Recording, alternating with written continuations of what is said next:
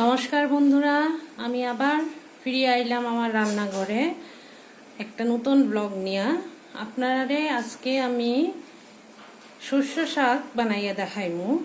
মানে আমি আমার ভাবে যেটা বানাই, অবশ্যই আমার মনে হয় আপনারা ভাল লাগবো। তো এটা লাগি কি কি লাগবো উপকরণ আপনারে কই দেই।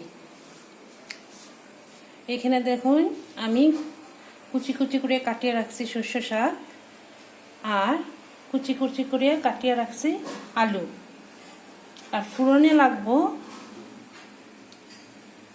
গোটা শুকনো লঙ্কা আর 5 ফোড়ন। তো চলুন রান্নাটা শুরু করি। আমি গ্যাসটা আমি অন করিয়ে রাখছি, কড়াইটা একটু গরম হোক। এখন দেব সাদা তেল।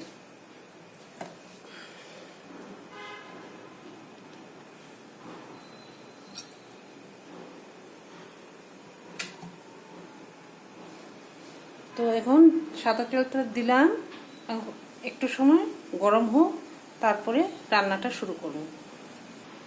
বন্ধুরা, তেলটা গরম হয়ে গেছে। সবচেয়ে প্রথম দিব শুকনা লঙ্কা, একটু ভাজা ভাজা করে দেবো আগে।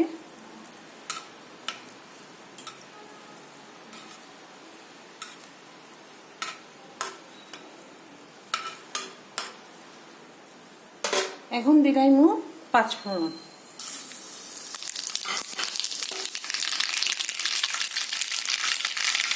পাঁচফোড়নটা দিয়ে গ্যাসের আঁচটা কমাই দেব। এইবার দিমু কাটিয়ে যে রাখছি আলু,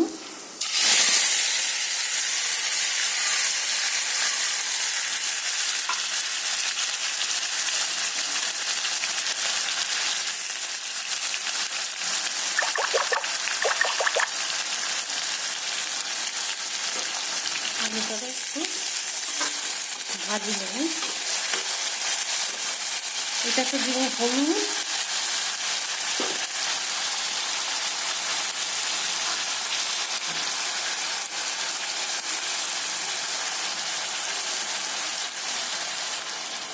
আর দিলাইমু লবণ। একবারেই লবণটা আমি দিলাই আর শাকের হিসাবে।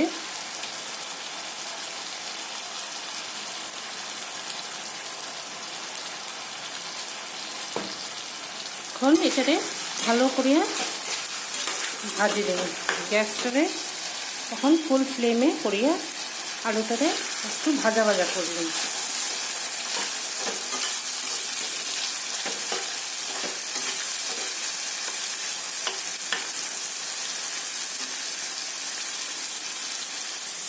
আচ্ছা বন্ধুরা, দেখুন আলুটা বেশ ভাজা ভাজা হয়ে গেছে। এখন দিলাইমু শাক।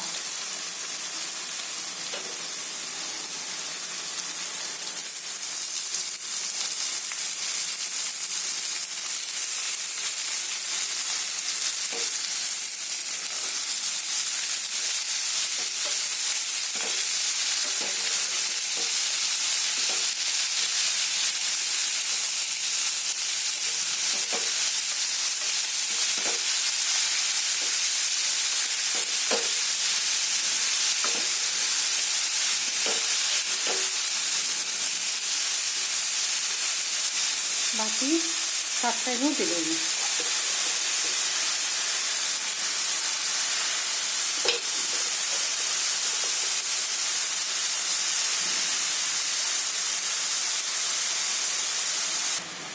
বন্ধুরা, এখন এটাকে ভালো করে একটু নাড়াচাড়া করে দিব।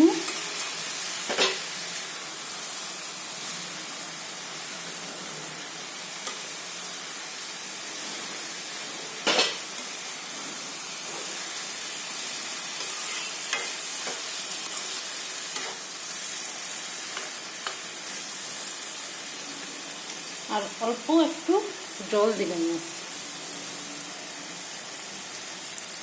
বেশি না, অল্প জল।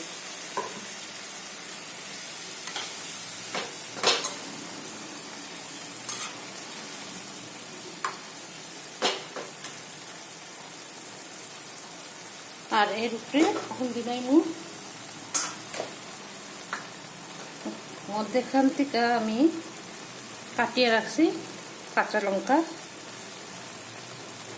একটু একটু ঝাল ঝাল হইব, ভালো লাগবো খাইতে। আর এখন